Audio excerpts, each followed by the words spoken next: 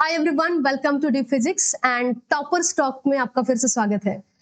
देवभूमि नाम से जाने वाले उत्तराखंड से आज हमारे साथ कनेक्ट है सिद्धार्थ, जिनका गेट 2025 में ऑल इंडिया रैंक 56 इन्होंने सिक्योर किया है। He has got 50.3 marks in the GATE exam. तो आज का हमारा जो इंटरव्यू का सेशन है उसमें हम उनसे बातचीत करेंगे और जानेंगे कि उन्होंने ये सब कुछ कैसे हासिल किया। 56 रैंक अचीव करना, उसके लिए कितनी मेहनत लगती है, क्या स्ट्रेटेजी लगती है और कितने टाइम से वो इसके लिए प्रिपेयर कर रहे हैं, ये सब हम लोग जानेंगे। तो शुरू करते हैं। First of all many many many congratulation Siddharth from the whole D Physics family. कैसा लग रहा है आपको? Thank you ma'am. बहुत अच्छा लग रहा है। जो भी अपनी 6 महीने की जर्नी थी मेरी प्रिपरेशन की, वो थोड़ा अच्छे से जब अच्छा रिज़ल्ट आया तो काफ़ी अच्छा लग रहा है। घरवाले भी काफ़ी ओके। प्राउड हैं, तो अच्छा लग रहा है। यस, मतलब एक होता है ना कि जब पहली बार आपने रिजल्ट देखा तो लाइक आपका क्या रिएक्शन था? मतलब आपको लग रहा था इतना आएगा कि कम लग रहा है कि ज्यादा एक्सपेक्ट किया था आपने? क्या एक्सपेक्ट किया था? मैम मैंने एक्सपेक्ट तो अच्छा किया था, बट डबल डिजिट में मैंने कभी एक्सपेक्ट नहीं किया था। ओके। और मैं जब रिज़ल्ट के दिन मैं अपने दोस्तों के साथ बाहर ही था तो मेरे दोस्तों ने ही हाँ मेरा हाँ। रिज़ल्ट देखा।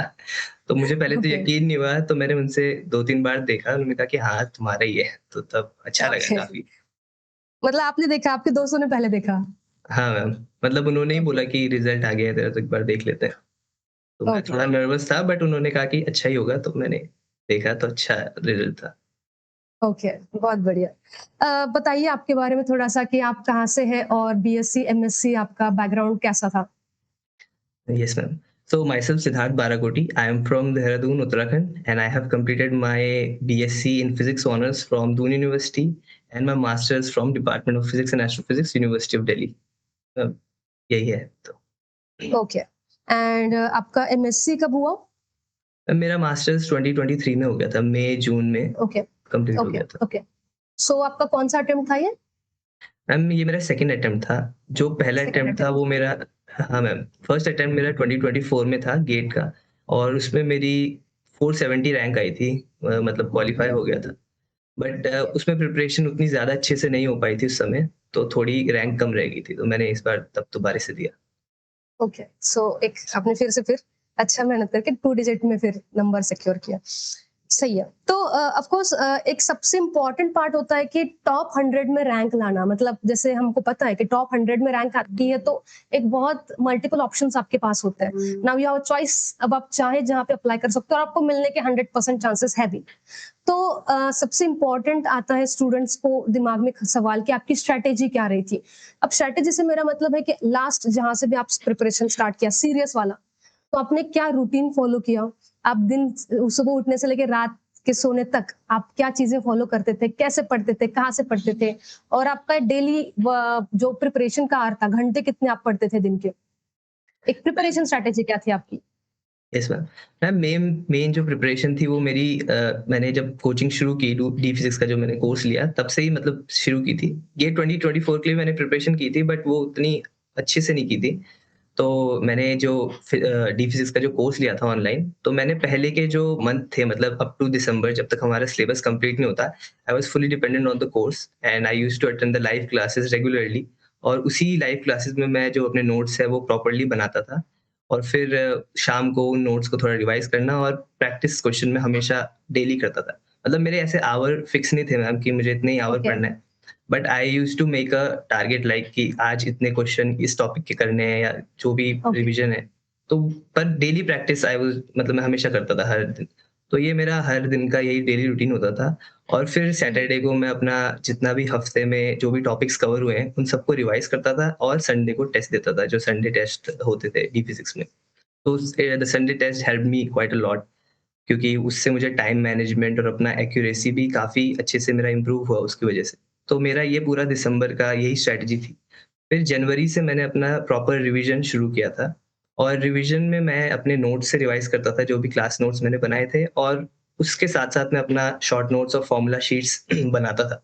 तो वही रिवीजन होता था, और फिर उसके बाद उसी टॉपिक के जिसके मैंने नोट्स बनाए हैं, शॉर्ट नोट्स, उन्हीं का मैं प्रैक्टिस पीवाईक्यूज़ करता था। जितने भी गेट के, नेट के, जेस्ट और टिफर, मतलब जो असाइनमेंट्स में हमें प्रोवाइड होते थे, वो सारे मैं उसी से प्रैक्टिस करता था। और फिर जो क्वेश्चंस नहीं आते थे, वो सर जो है पीवाईक्यू के सेशन ले लेते थे, तो उसमें मैं देख लेता था। तो ये पूरा जनवरी का जो मेरा यही रूटीन था। फिर मैम फ़ेब में मैंने जो है अपने जो शॉर्ट नोट्स बनाए थे उनको अच्छे से रिवाइज़ किया, याद किया एंड जो मॉक टेस्ट थे वो लगाने शुरू कर दिए थे। तो मॉक टेस्ट में मैंने गेट के ही जो प्रीवियस ईयर क्वेश्चन्स थे, उसका ही हर एक दिन एक पेपर लेके मैं बैठता था प्रॉपर 3 घंटे और मैं उन 3 घंटे में प्रॉपर बैठता था, कहीं उठता वगैरह नहीं था। तो वो प्रॉपर्ली मैंने लगाया तो आई थिंक मैंने 2018 तक 2024 से 2018 तक के आस-पास लगाए थे हर दिन। और उन्हीं से मेरी प्रैक्टिस होती थी और फिर मैं शाम को अपना जो प्रीवियस ईयर क्वेश्चंस और बाकी सब रिवीजन जो करता था। तो मेरा ये पूरा यही था बाकी मैं कहूँगा कि एग्ज़ाम से मेरे शायद 6 या 5 दिन पहले तक ये सब हो गया था। तो फिर जो बचे 5 दिन उसमें मैंने दोबारा से अपने वो फ़ॉर्मूला शीट जो थी वो हमेशा ही मैं रिवाइज़ करता था और अपने जो नोट्स थे उनको भी एक बार गो थ्रू करता था जो नोटबुक के थे। तो यही मेरा था। इससे मैं काफ़ी कॉन्फिडेंट था एग्ज़ाम के होने से पहले। तो यही ओके, मेरी प्रिपरेशन स्ट्रैटेजी थी। ओके, बहुत बढ़िया। तो आपके हिसाब से अगर टॉप 100 में रैंक लाना है तो एग्ज़ाम से कितने महीने पहले पढ़ाई शुरू करनी चाहिए? मैम क्या लगता है आपको? वो तो सब पे डिपेंड करता है मैम किसकी अपनी-अपनी कैपेबिलिटी कैसी होती है, कौन जितना जल्दी ग्रास्प कर सकता है चीज़ों को। बट आई वुड से जितना जल्दी हो सके उतना ही करना चाहिए। लेट बिल्कुल करेक्ट, नहीं करनी अराउंड चाहिए। 1 ईयर वगैरह? हाँ, 1 ईयर सही है अगर आपको 1 हाँ, ईयर ऑफ कोर्स 1 ये ईयर डिपेंड करेगा क्योंकि कोई जल्दी हो सकता है स्पीड पढ़ने का फास्ट है। Yes ma'am. लेकिन एटलीस्ट 1 साल का 1 ईयर तो ड्यूरेशन हाँ, आराम से मान के ये चलिए तो कि गेट में यस मैम। Rank right. हाँ मैम, क्योंकि सिलेबस कवर करना पड़ेगा पहले, फिर रिविज़न के लिए भी टाइम चाहिए तो यस, इसलिए इतना यस, होना यस, ही यस, चाहिए। यस। तो मतलब शुरू में आपने सिर्फ लेक्चर कवर करने पे ज़्यादा फोकस किया यस मैम। एंड बाद में फिर रिवीजन एंड मॉक टेस्ट के ऊपर ज़्यादा फोकस किया। हाँ मैम, बहुत क्योंकि सही। मेरे नोट्स जो थे वो क्लास मतलब प्रॉपर नोट्स नहीं बनाए थे मैंने कभी भी। हाँ, तो वो हाँ। जो क्लासेस थी उससे मैंने प्रॉपर नोट्स बनाए अपने, तब उसके बाद रिवीजन वगैरह शुरू किया तो यस, इससे हेल्प मिली मुझे। यस। अगर मैं आपसे पूछूं कि एग्जाम के टाइम को आप मतलब फॉर एग्जांपल आपको एग्जाम देने के बाद आपको क्या लगा पूरे प्रिपरेशन के जर्नी में कौन सी ऐसी वो चीज तो बहुत ज्यादा काम आई थी जब आपने एग्जाम देने के बाद आपको रियलाइज हुआ ऐसा क्या था? Ma'am I think mock test क्योंकि एग्ज़ाम जितना पास आता है उसमें हमारी जितनी ज़्यादा प्रैक्टिस रहेगी पेपर को अटेम्प्ट करने की उतना ज़्यादा हेल्पफुल होता है। तो मैं कहूँगा मॉक टेस्ट और रिवीजन मेरे को बहुत ज़्यादा ये लगा कि ये काफ़ी बेनिफिशियल थे हाँ, लास्ट के दिनों में। लाइक रियलाइज होता है ना कि हाँ ये हाँ किया मैम। तो इससे मुझे थोड़ा सा इम्पैक्ट लगा कि ये चीज को लेके इम्पैक्ट लगा। बहुत सही।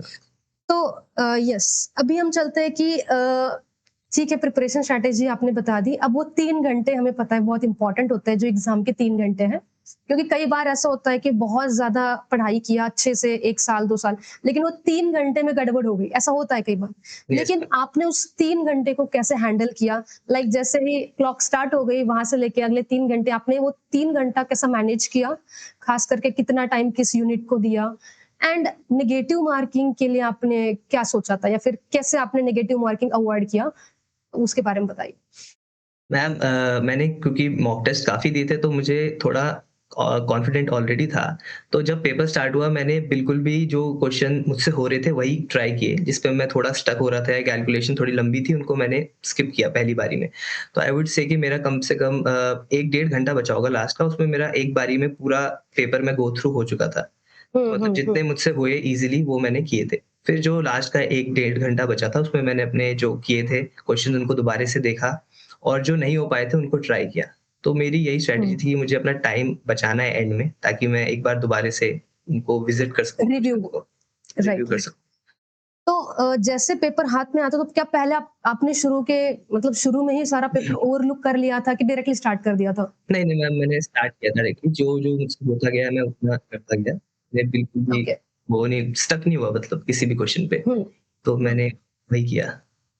और ऐसा कुछ हुआ कि आपको किसी क्वेश्चन में बहुत टाइम लग रहा है और अब उसी में ही अटक गया, ऐसा कुछ हुआ था? मैम ऐसे आ रहे थे क्वेश्चन्स पर मैं उन पे टाइम वेस्ट नहीं कर रहा था। मैं बस अपना जो मुझसे हो रहे थे ईज़िली उन पे ही टारगेट था मेरा। फिर जो मुझसे स्टक हुए वो मैंने बाद में ट्राई किए। राइट। तो पहले आपने पूरे जो आ रहे थे वो फटाफट से और एंड बाद में आपने राइट। नेगेटिव मार्किंग के बारे में क्या कहना चाहेंगे? मैम नेगेटिव मार्किंग का तो मेरा बहुत पुराना रिश्ता है, तो मैं बिल्कुल भी रिस्क नहीं ले बिल्कुल भी रिस्क नहीं लेता हाँ, मुझसे तुक्के जो है वो सही नहीं लगते। तो मैंने जितने हाँ, हो हाँ। सकते हैं पॉसिबली जो पक्का श्योर थे वही किए। रिस्क जो हुँ। थे मैंने नहीं लिए। हाँ, मेरे बस 2 गलत हुए नेगेटिव मार्किंग, वो भी एप्टीट्यूड सेक्शन में थे, उनमें से एक इंग्लिश का था। बाकी ओके। हाँ, बाकी तो ठीक थे। तो आपने काफ़ी अवॉइड किया नेगेटिव मार्किंग को। Yes ma'am. मैंने नेगेटिव दो मार्किंग ही किए बहुत। मतलब पूरे पेपर में 2 ही नेगेटिव मार्किंग से चले गए, हाँ बाकी जी मैम, सारे मतलब बाकी एक्यूरेट। सब हाँ जी। यस, आई थिंक ये आपको बहुत ज़्यादा हेल्प किया होगा इस रैंक के लिए, क्योंकि कई बार पेपर बहुत ज़्यादा अटेम्प्ट किया क्योंकि नेगेटिव के कारण चला जाता है, लेकिन आप इस बात में बहुत श्योर थे कि जितना ही आता है उतना ही करना। हाँ मैम, जब मैं मॉक टेस्ट भी देता था तो भी मैं यही मेक श्योर करता था कि मैं हाँ, हाँ, जितने कम हो सके रिस्क उतने कम लूँ, और करेक्ट, इसमें भी मैंने वही स्ट्रेटजी अपनाई। और गेट में हमारे पास एनएटी और एमएसक्यू होते हैं जिसमें कि राइट, नेगेटिव नहीं होते, तो उनको मैंने पूरा किया, मतलब उन पे मैंने हाँ, हाँ, सारी ट्राई किए वो। बाकी एमसीक्यूज में मैंने बिल्कुल भी चांस नहीं लिए, जो हाँ, आते थे हाँ, वही किए। ओके। और एमएसक्यू को कैसे टैकल किया? एमएसक्यूज को तो जो हो रहे थे वो किए, फिर जो नहीं हुए लास्ट में उनको ने देखा जितना हो सकता था वैसे ही किए। बाकी मतलब उसमें कोई रिस्क फैक्टर नहीं है, नेगेटिव नहीं था, राइट, नेगेटिव नहीं है, तो इसमें ज़्यादा परेशानी नहीं हुई, जितना कर सका था हाँ, किए। मतलब वहाँ पे आपका थोड़ा गेस वर्क भी काम कर सकता है, राइट? हाँ, वहाँ कर सकता है हाँ, थोड़ा, यस, यस, बिल्कुल, क्योंकि अगर करते भी हो तो नेगेटिव में नहीं जाने वाले, नेगेटिव इस नहीं बारे में होगा। थोड़ा-सा रहता है। हाँ मैम, वो बहुत तो सही, प्रेशर कम रहता है थोड़ा उसमें। Yes, yes. बाकी कभी आपके प्रिपरेशन के दौरान कभी आपको पर्सनली ऐसे कुछ चैलेंजेस आपने फेस करे क्या? कि एक होता है ना कि इम्पोर्टेंटली इस पूरे एग्जाम के जर्नी में एक बड़ी इंपॉर्टेंट चीज होती है पेशेंस, कि हर बार कभी स्कोर बहुत अच्छा आता है तो हमें लगता है हम कर पाएंगे, फिर कम आता है फिर लगता है नहीं कर पाएंगे। एंड कई बार ऐसा होता है कि सिलेबस इतना ज्यादा वास्ट है तो बहुत स्टूडेंट्स गिव अप वगैरह करने का भी सोचते हैं, तो आपके जर्नी में आपको कुछ ऐसे चैलेंजेस आए थे क्या? हाँ, मतलब जो नॉर्मल स्टूडेंट की जर्नी में आते हैं वही मेरे में भी आए थे। मुझे भी अनसर्टेनिटी थी कि ये एग्ज़ाम होगा या नहीं होगा, और नेट का एग्ज़ाम भी मेरा जून का ज़्यादा अच्छा नहीं गया था, तो मुझे थोड़ा डिमोटिवेटेड था मैं। बट मेरे को ये था कि अभी जो भी है इसको पूरी तरीके से एक बार 100% मैंने नहीं दिया था अभी तक कभी भी। तो मेरे को ये था कि एक बार मैं अपना 100% देता हूँ, उसके हंड्रेड बाद परसेंट जो भी रिज़ल्ट आउटकम आएगा at least I would be satisfied कि मैंने अपनी तरफ से पूरा किया। सो यही करेक्ट। मेरा था। यस, ये बहुत अच्छी बात बताई आपने कि एक जब से हमें खुद से नहीं आता कि मैं अपना पूरा जब तक ना दूं तब तक मतलब वो गिव अप करने का दिमाग में आना भी नहीं चाहिए। हाँ, जिस टाइम आपने पूरा 100% दिया मुझे लगता है उस टाइम पे रिजल्ट भी आपके हाथ में डेफिनेटली होगा। एंड एक और सवाल, जैसे कि सिलेबस को लेके आपने कैसे लाइक सारे सब्जेक्ट को टारगेट किया था कि कोई पर्टिकुलर यूनिट्स आपने स्किप भी किए थे? मैम मतलब जैसे कोर्स में जितना हुआ था वो पूरा सिलेबस जो था वो मैंने किया। बट लास्ट के में कह सकते हैं थोड़े बहुत जो टॉपिक्स थे, मतलब मैंने पूरा कोई टॉपिक स्किप नहीं किया, बट सब टॉपिक्स जैसे कह सकते हैं इलेक्ट्रॉनिक्स से कुछ टॉपिक्स हो गए, या फिर एनालॉग के कुछ डिजिटल के कुछ टॉपिक हो गए, तो वो थोड़े बहुत थे। बाकी पूरा ऐसे कंप्लीटली कोई यूनिट स्किप नहीं की मैंने, सारे वो किए ही थे। तो यही हम्म। था। सिलेबस लगभग कोई ओवर। टॉपिक ही आपने स्किप करे थे? हाँ मैम, सब टॉपिक्स ही होंगे थोड़े बहुत जो मैंने स्किप किए हाँ, थे, बाकी बाकी ओवरऑल तो लगभग सारे ही किए थे। राइट। हाँ, जब पूरा करते हो तो हमेशा आप एडवांटेज में ही होते हो क्योंकि यस आपके मैम। पास उतना चॉइसेस भी होती है, राइट। बाकी ये होता है कि यस, प्रिपरेशन के दौरान एक और चीज होती है, जैसे कि आपने आपके एग्जाम से पहले क्या लगता है आपने कितनी बार रिवीजन करी होगी? मैम मुझे लगता है मैंने 2 बार तो कर ही दिया था फॉर श्योर, तीसरी बार हल्का-फुल्का, पर 2 बार ओके। तो किया है, 2 बार रिवीजन। एंड पीवाईक्यूज वगैरह कितनी बार किया आपने? पीवाईक्यूज़ भी मैंने रिवीजन के साथ-साथ ही किए थे, तो वो भी अच्छे से किए थे बहुत बार, तो ओके, भी काफ़ी बार कर लिए थे। यस। एंड एक रहता है कि मतलब ऑफ कोर्स जब आप शॉर्ट नोट्स बनाते हो तो एक्चुअली शॉर्ट नोट्स आपके इतने बड़े बन जाते हैं, तो लाइक होता है ना सबसे बड़ा चैलेंज कि सारी चीजों को याद रखना। मुझे लगता है ये चीजें भी जब आप रिवीजन कर रहे हो 2-3 बार, जैसे आपने बताया कि आपने 2 से ज्यादा बार रिवीजन कर, तो मुझे लगता है फिर ये बर्डन अपने आप कम हो जाता है कि यस मैम। इतना याद कैसे, तो ये पूरी चीजें रिवीजन पे ही मैटर करती है कि कितना इफेक्टिव आपका रिवीजन रहा है।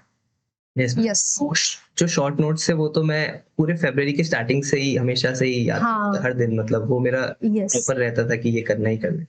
तो इसलिए वो काफ़ी शॉर्ट नोट्स कैसे बनाते थे आप? लाइक स्टिकी नोट्स पे लिखते थे कि नहीं, नहीं। ऊपर नोटबुक ही बनाई नहीं, थी? मैंने ए4 शीट्स लिए थे, तो हर एक टॉपिक का मैं, मतलब हर एक सब्जेक्ट का मैंने ए4 शीट्स में पूरे बनाए थे, जिसमें पूरे फॉर्मूले वगैरह और कुछ-कुछ हाँ, इंपॉर्टेंट पॉइंट्स जो थे शॉर्ट-शॉर्ट वो मैं लिखता था। तो वो मैं जो प्रॉपर क्लास नोट्स थे उनसे ही देख के बनाए थे मैंने। हाँ। तो रिवीजन आपने फिर शॉर्ट नोट्स की करी कि नोट्स की करी पूरी? हाँ मैम, एक बार पूरे नोट्स से भी करी थी, और फिर उसके बाद शॉर्ट नोट्स पे ही शॉर्ट ज़्यादातर नोट्स, रिलाई किया। ओके, ओके, बढ़िया। आगे बढ़ते हैं। डीप फिजिक्स के बारे में आपको कैसे पता चला? एंड कैसे आपने डिसाइड कर लिया यहीं पे क्लास करना है?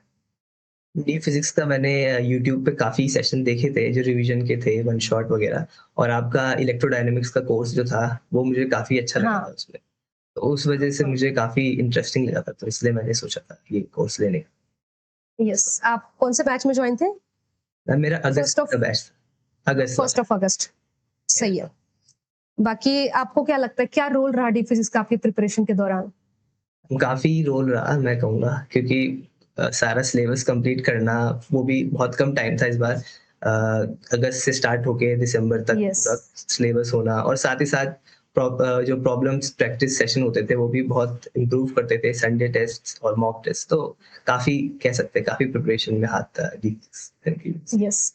जितना मैं आपको जानती हूँ, मैं एक चीज जरूर बताना चाहूंगी। मैंने देखा है आपको डे 1 से लेके लास्ट डे तक आप लाइव लेक्चर अटेंड करते थे।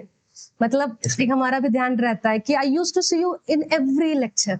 मुझे नहीं लगता कि आपने कोई भी क्लास मिस किया था।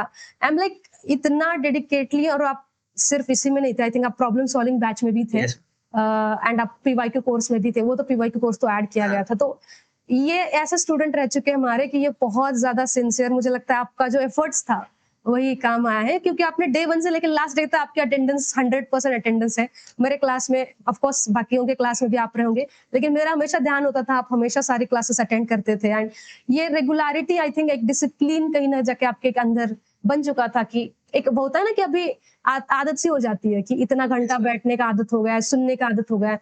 ऊपर से आप प्रॉब्लम सॉल्विंग बैच में भी थे, तो क्योंकि लाइव बैच मॉर्निंग में चलता है और प्रॉब्लम सॉल्विंग शाम 4 बजे शाम चलता को। था, तो दोनों दोनों बैचेस आप अटेंड करते थे। तो इसके लिए भी एक बहुत बड़ा ये चाहिए होता है कि आप दोनों क्लास इतने पेशेंटली अटेंड कर रहे हो सारे। मतलब दिन के मुझे लगता है आप कितने घंटे क्लास करते थे? 7 घंटे अराउंड हाँ, 7 घंटे। 6 से 7 घंटे ही अपना पूरा क्लास में विदाउट सिंगल मिनट मिस किए करते थे। एंड आई रियली थिंक कि इसी का बहुत ज्यादा आपको हेल्प हुआ है, जो डिसिप्लिन आपने अपने अंदर बनाया।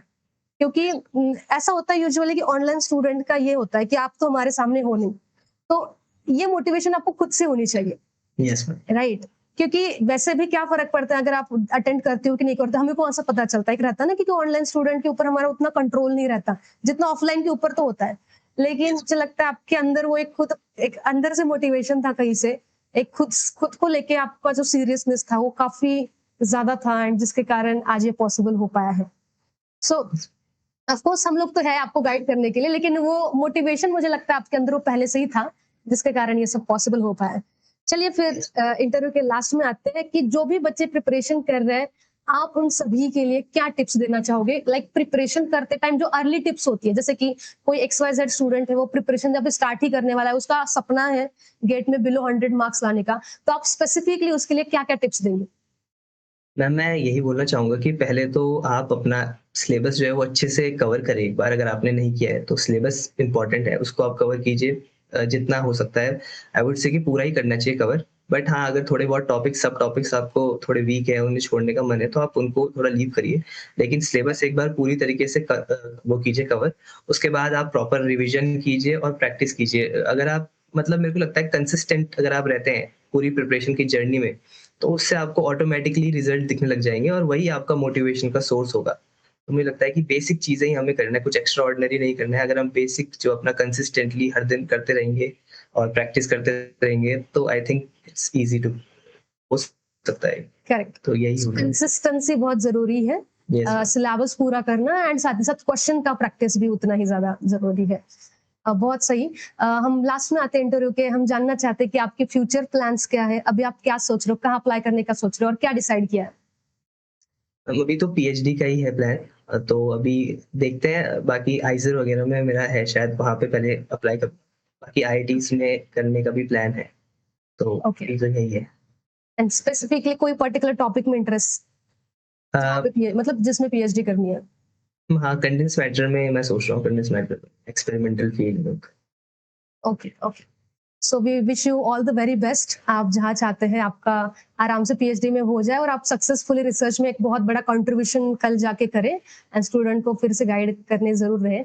सो thank you so much Siddharth for joining, and hopefully आप सभी के लिए इंटरव्यू बहुत बेनिफिशियल रहा होगा। And thank you once again, and congratulation for your future. And thank you ma'am. Thank you ma'am. Thank you.